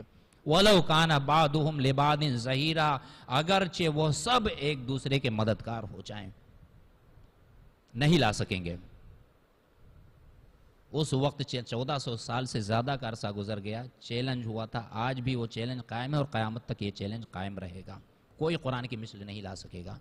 تو میں عرض یہ کر رہا تھا، حروف تہجی وہی حروف ہیں جو کلام اللہ میں ہیں اور دوسرے انسانی کتابوں میں ہوتے ہیں، لیکن انسانی کتابوں میں وہی حروف آئے تو ایک عام انسان کا کلام ہے، بے مثل نہیں، لیکن وہی حروف جب کلام اللہ میں آگئے تو وہ کلام بے مثل و بے مثال ہو گیا، ایسا بے مثل کہ تمام جن و انسان مل کر کے اس کے مثل لانا چاہیں تو نہیں لا سکیں۔ تو آخر اس کی وجہ کیا؟ حروف وہی ہیں لیکن ایک بے مثل و بے مثال اور ایک عام کلام۔ تو عزیزان ملت اسلامیہ صرف اس نسبت سے کہ یہ کلام کلام اللہ ہے، اب اس موقع پر ہمیں کہنے دیا جائے کہ جس نسبت سے کلام اللہ بے مثل ہے اسی نسبت سے رسول اللہ بھی بے مثل ہیں۔ دوسری کتابوں میں بھی حروف وہی ہیں، کلام اللہ میں بھی وہی حروف ہیں، لیکن عام انسانوں کے کلام میں آئے تو وہ عام انسانوں کا کلام، اور کلام اللہ میں وہی حروف آئے تو وہ کلام بے مثل و بے مثال ہو گیا۔ بالکل اسی طرح سے انسان کے اعضاء، ہاتھ، پاؤں، آنکھ، کان وغیرہ عام انسانوں میں بھی وہی اعضاء ہیں، اور اور رسول اللہ میں بھی بظاہر وہی اعضاء ہیں، لیکن جب یہ اعضاء، ہاتھ، پاؤں، آنکھ، کان وغیرہ عام انسانوں میں نظر آئیں تو وہ ایک عام انسان ہے، اور جب یہی اعضاء رسول اللہ میں آگئے تو وہ وجود باوجود بے مثل و بے مثال ہو گیا، نہ کلام اللہ کی مثل ممکن ہے اور نہ ہی رسول اللہ کی مثل ممکن ہے۔ تیرے خلق کو حق نے عظیم کہا، تیری خلق کو حق نے جمیل کیا، کوئی تجھ سا ہوا ہے نہ ہوگا شہاد، تیرے خالق حسن و عطا کی قسم، تیرا مسند ناز ہے عرش بری، تیرا محرم راز ہے روح امی، تیرا مسند ناز ہے عرش بری، تیرا محرم راز ہے روح امی، تو ہی سرور ہر دو جہاں ہے شہا، تیری مثل نہیں ہے خدا کی قسم۔ درود پاک پیش کر لیں۔ اللہم صلی علی سیدنا و مولانا محمد معدن الجود والکرم منبع الحلم والعلم والحکم وآلہ وبارک وسلم، صلاۃ و سلام علیک یا رسول اللہ، صلاۃ و سلام علیک یا حبیب اللہ۔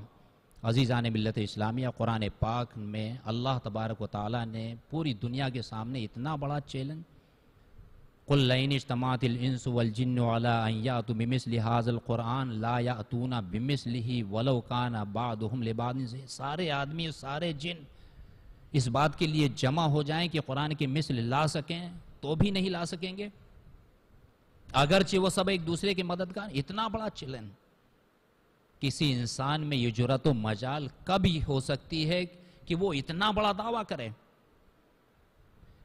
کہ اپنی بنائی ہوئی چیز کی طرح کسی کوئی دوسری چیز نہ بنا سکنے کا اتنا بڑا دعویٰ کرے؟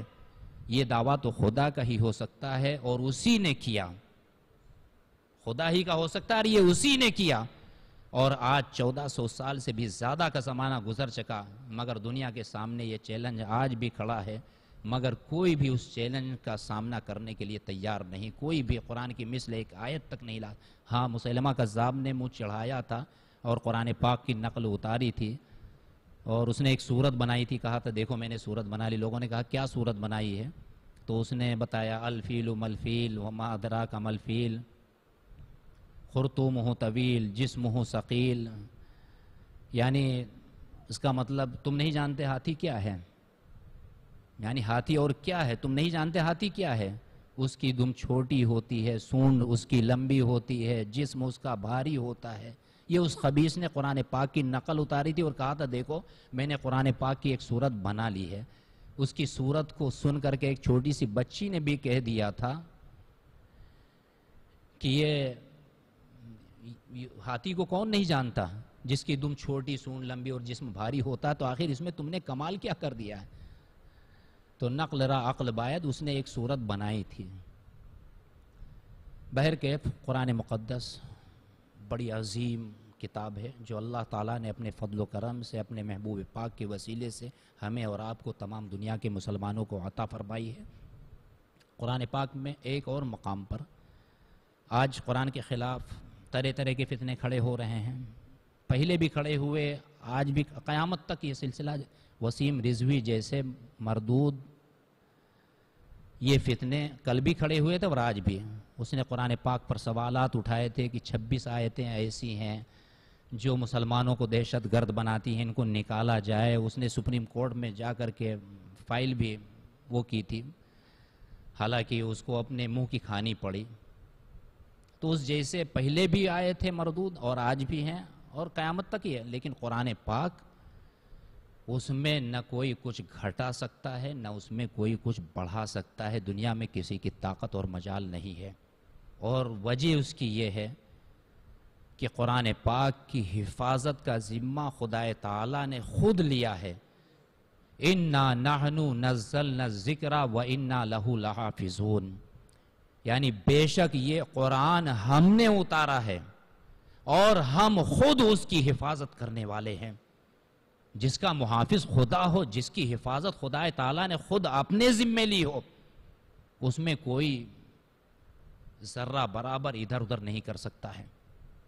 تو خدا تعالیٰ نے قرآن پاک کی حفاظت خدا تعالیٰ نے خود اپنے ذمے لی ہے۔ اس کی حفاظت کسی جماعت، کسی تنظیم یا کسی حکومت کے سپرد نہیں کی ہے۔ اور آپ دیکھ لیے 1400 سال سے زیادہ کا عرصہ گزر گیا، قرآن پاک کی کسی سطر، کسی حرف، کسی زبر زیر یا کسی نقطے تک میں کوئی تبدیلی نہیں آئی ہے۔ یہ ہو ہی نہیں سکتا کہ قرآن پاک کے ایک حرف میں کوئی تبدیلی کر سکتے ہیں، اس لیے کہ خدا تعالیٰ اپنے مقدس کلام کا محافظ ہے۔ اِنَّا نَحْنُ نَزَّلْنَا الذِّكْرَ وَإِنَّا لَهُ لَحَافِظُونَ۔ لیکن آپ ہمیں بتائیں کہ دنیا میں کون سی ایسی کتاب ہے جو محفوظ ہے؟ کون سا ایسا مصنف ہے جو یہ کہہ سکے کہ ہم نے یہ کتاب تصنیف کی ہے کہ قیامت تک ہو بہو ایسے ہی رہے گی، اس میں کسی طرح کا رد و بدل نہیں ہوگا، کوئی تبدیلی نہیں ہوگی؟ دنیا میں کوئی ایسی کتاب نہیں جس میں رد و بدل۔ مصنف خود کتابیں لکھتے ہیں، لیکن جب دوسرا ایڈیشن چھاپنا ہوتا ہے، نظر ثانی کرتے ہیں، غلطیاں نکلتی ہیں، کچھ گھٹانا ہوتا، کچھ بڑھانا ہوتا، وہ خود رد و بدل کرتے ہیں۔ دنیا میں کوئی ایسی کتاب نہیں جس میں کسی طرح کا رد و بدل نہ ہوا ہو۔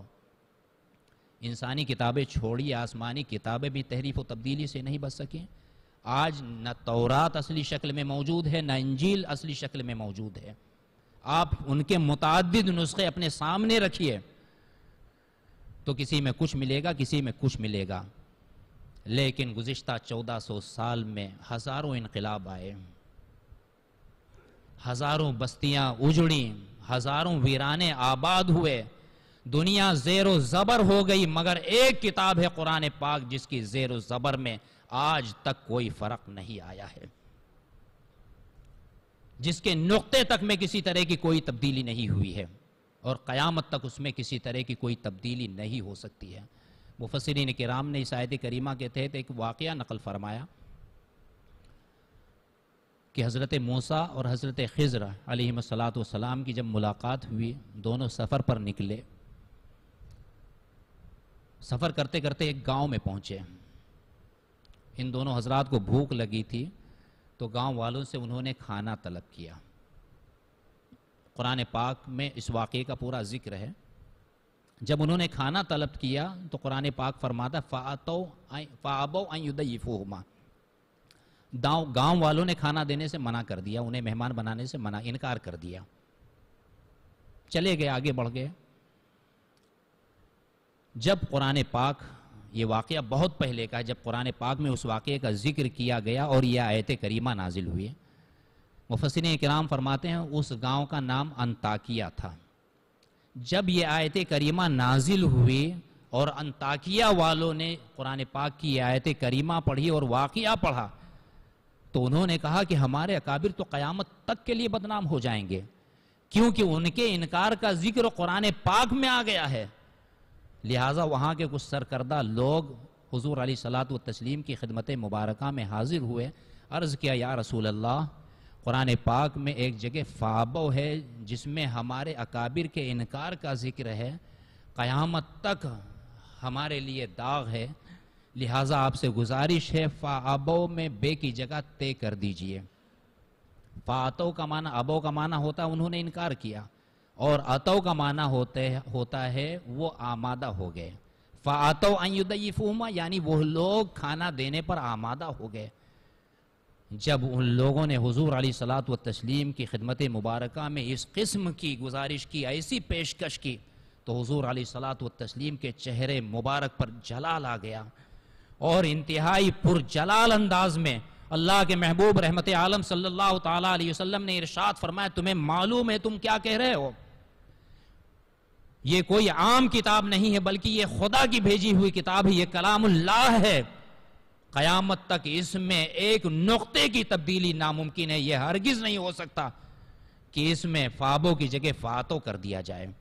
عزیزان ملت اسلامیہ، سوچنے کا مقام ہے، اگر قرآن پاک میں ذرہ برابر تبدیلی کا امکان ہوتا تو کم از کم آج تک انطاکیہ والوں نے فابو کی جگہ فاتو ضرور کر دیا ہوتا، لیکن یہ ناممکن ہے کہ قرآن پاک کے کسی حرف یا کسی کلمے کے ایک نقطے کی جگہ دو نقطہ کر دیا جائے یا نیچے کے نقطے کو اوپر ڈال دیا جائے۔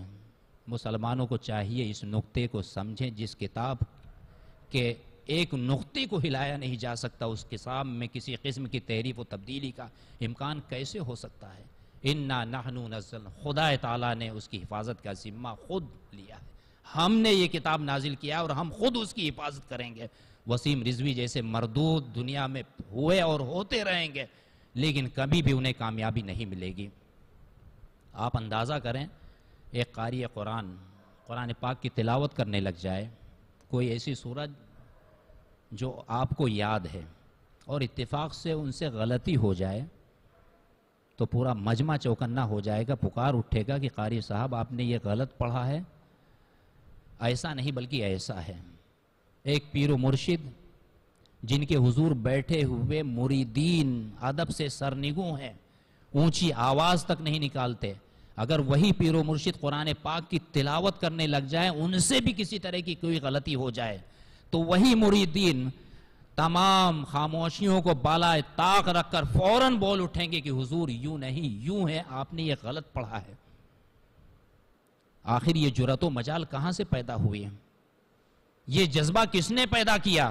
تو یہ سب کرشمہ ہے اِنَّا نَحْنُ نَزَّلْنَا الذِّكْرَ وَإِنَّا لَهُ لَحَافِظُونَ کا، اور یہ سب مظاہرہ ہے اس وعدے خدا کا کہ یہ کتاب ہم نے نازل فرمائی اور ہم خود اس کی حفاظت فرمانے والے ہیں۔ مرضی خدا یہ ہوتی ہے، اگر قرآن میں کوئی غلطی کرے تو ساری خدائی بول اٹھے۔ منصور کے پردے میں خدا بول رہا ہے کہ مطابق یہ تصحیح و اصلاح اللہ ہی کی طرف سے ہوا کرتی ہے۔ اِنَّا نَحْنُ نَزَّلْنَا الذِّكْرَ وَإِنَّا لَهُ لَحَافِظُونَ، ممکن نہیں ہے کہ قرآن پاک کے کسی ایک نقطے کو بدلا جا سکے۔ یہ قرآن مقدس ہے، یہ عظیم کتاب ہے جو اللہ نے اپنے فضل و یہ اسلام کی صداقت کی اتنی عظیم دلیل ہے جو ہمارے پاس موجود ہے۔ اسلام سچا مذہب ہے، دین اسلام خدا کا بھیجا ہوا دین ہے، اور قرآن پاک اس کی صداقت کی ہمارے پاس آج بھی دلیل ہے۔ ساری دنیا کے ماننے والوں کے سامنے آج بھی چیلنج ہے اور قیامت تک چیلنج رہے گا۔ تو اسلام کی صداقت کی اتنی عظیم چیز ہمارے پاس موجود ہے اور ہم نے اسے نظر انداز کر دیا تو ہمارا کیا حال ہوگا؟ آپ دیکھیں کہ دنیا کے بے شمار مذاہب ہیں، دنیا میں بے شمار مذاہب ہیں، لیکن ان تمام مذاہب کے ماننے والوں میں آپس میں کوئی اختلاف نہیں۔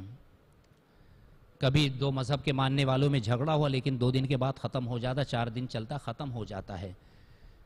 لیکن آخر کیا وجہ ہے کہ اسلام ایک مذہب ہے کہ تمام دنیا کے مذہب والے، تمام دنیا کے مذاہب کے ماننے والے صرف اسلام کے خلاف؟ اس کی وجہ کیا ہے کہ اسلام کی اس کی وجہ صرف اسلام کی صداقت ہے۔ اس کی صداقت کے سامنے وہ ٹھہر نہیں سکتے ہیں۔ اسلام ایک اکیلا مذہب ہے کہ ساری دنیا کے مذہب کے ماننے والے صرف اور صرف اسلام کے خلاف ہیں، اور دنیا میں بے شمار مذاہب ہیں، ان کا آپس میں کوئی اختلاف نہیں ہے۔ تو یہ اسلام کی صداقت کی اتنی عظیم دلیل قرآن جو معجزہ ہے یہ ہمارے پاس ہے. ہمیں چاہیے کہ ہم قرآن پاک کو طاق کی زینت نہ بنائیں بلکہ قرآن پاک خود پڑھیں اور اپنے بچوں کو پڑھائیں. اللہ کے رسول رحمت عالم صلی اللہ تعالیٰ علیہ وسلم نے ارشاد فرمایا جس نے قرآن پاک کو پڑھا اور اس پر عمل کیا البسا والداہ تاجن یوم القیامت دوؤہ احسن من ضوء الشمس. جس شخص نے قرآن پاک کو پڑھا اس پر عمل کیا اس کے والدین کو قیامت کے دن ایسا روشن تاج پہنایا جائے گا جس کی روشنی سورج سے زیادہ حسین ہوگی. خوش نصیب ہیں وہ والدین جو اپنے بچوں کو قرآن پاک پڑھاتے ہیں اور اس پر عمل بھی کراتے ہیں، لیکن بد نصیب ہیں وہ والدین جو اپنے بچوں کو سب کچھ پڑھاتے ہیں لیکن قرآن پاک نہیں پڑھاتے ہیں.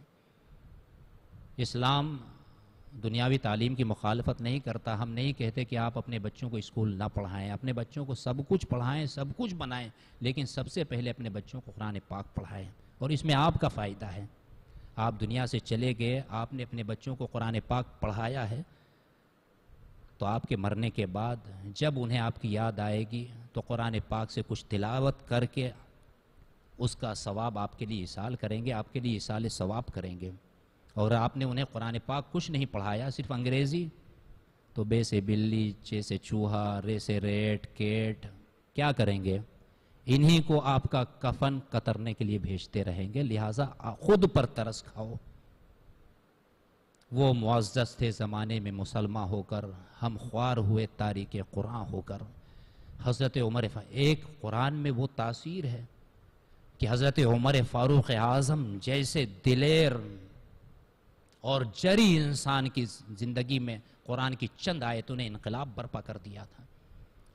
بہرکیف آج ذکر تھا حضرت عمر فاروق اعظم کا اور قرآن کے متعلق بات کافی طویل ہو گئی. حضرت عمر فاروق اعظم رضی اللہ تعالیٰ عنہ خلیفہ دوئم ہیں اور اسلام پر آپ کے بڑے احسانات ہیں.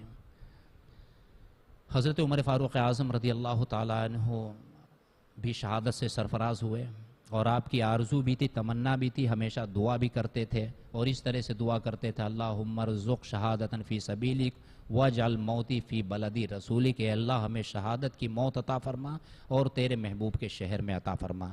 پروردگار عالم نے ان کی یہ دعا قبول فرمائی. ایک دن آپ نماز فجر پڑھانے کے لیے مسجد میں تشریف لائے، امامت کے لیے کھڑے ہوئے. ایک شخص جس کا نام ابو لولو، یہ حضرت مغیرہ کا غلام تھا، یہ آپ کا جانی دشمن، آپ کے ایک عدالتی فیصلے کی وجہ سے یہ آپ کا جانی دشمن بن گیا تھا، موقع کی تلاش میں تھا. زہر بجھا ہوا خنجر پہلے ہی آستین میں چھپا کر صف میں آ کر بیٹھ گیا تھا. جب حضرت عمر فاروق اعظم رضی اللہ تعالیٰ عنہ امامت کے مصلی پر کھڑے ہوئے اور اللہ اکبر کہہ کر نیت باندھی تو اس نے خنجر نکالا اور ایسا کاری وار کیا جو آپ کی پشت سے چبھتا ہوا سینے اقدس کی طرف نکل گیا. زہر میں بجھا ہوا خنجر تھا، آپ فرش مسجد پر گر پڑے.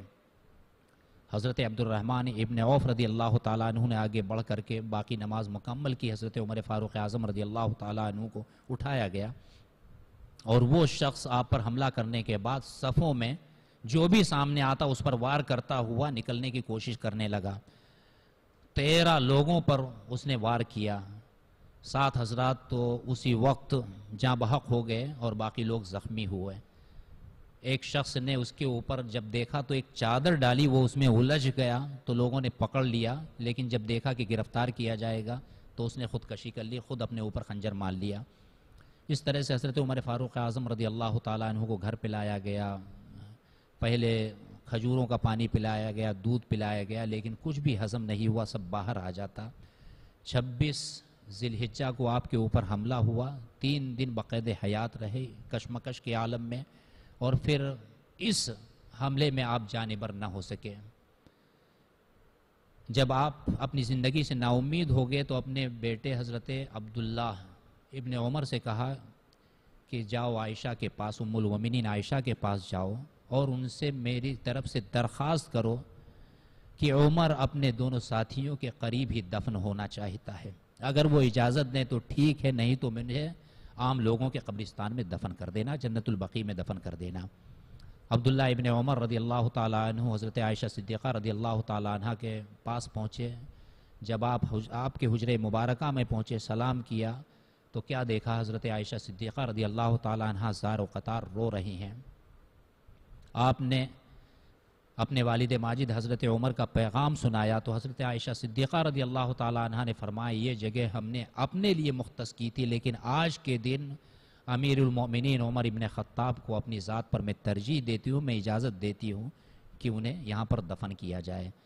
حضرت عبداللہ ابن عمر اپنے والد کے پاس آئے اور خوشخبری سنائی تو حضرت عمر فاروق اعظم رضی اللہ تعالیٰ عنہ نے اللہ کا شکر ادا کیا، اور آپ نے پوچھا کہ مجھ پر حملہ کرنے والا کون ہے؟ لوگوں نے بتایا کہ مغیرہ کا غلام ابو لولو ہے، تو آپ نے اللہ کا شکر ادا کیا کہ خدا کا شکر، اس کا احسان ہے کہ کسی مسلمان کے ہاتھوں ہماری شہادت نہیں ہوئی۔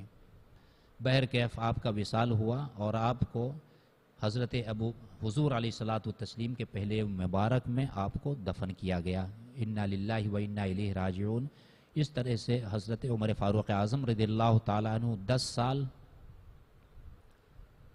4 ماہ اور کچھ دن امور خلافت انجام دینے کے بعد دائی اجل کو لبیک کہا اور اس دنیا سے آپ تشریف لے گئے۔ اللہ تبارک و تعالی ہم سب کو اپنے محبوبوں کے نقش قدم پر چلنے کی توفیق رفیق عطا فرمائے، اور اپنے محبوبین کی تاریخ، ان کی سیرت مبارکہ سے نصیحت حاصل کرنے، سبق حاصل کرنے اور اس کے مطابق زندگی گزارنے کی توفیق مرحمت فرمائے۔ قرآن مجید کی عظمتوں کو سمجھنے، اسے پڑھنے، سمجھنے اور اس پر عمل کرنے کی توفیق بخشے، اور ایمان پر خاتمہ بالخیر فرمائے۔ آمین یا رب العالمین۔ وآخر دعوانا ان الحمدللہ رب العالمین۔ السلام علیکم ورحمۃ اللہ وبرکاتہ۔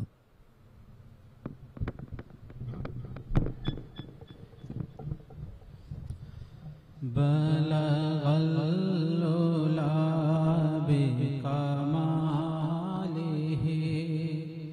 کشف الدجا بجمالہ حسن جمیع خصالہ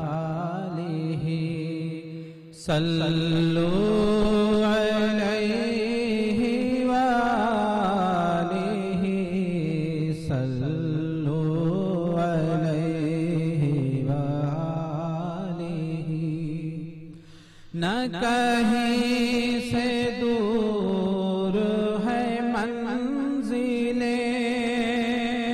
نہ کوئی قریب کی بات ہے، جسے چاہے اس کو نواز دے، جسے چاہے اس کو نواز دے۔ یہ درے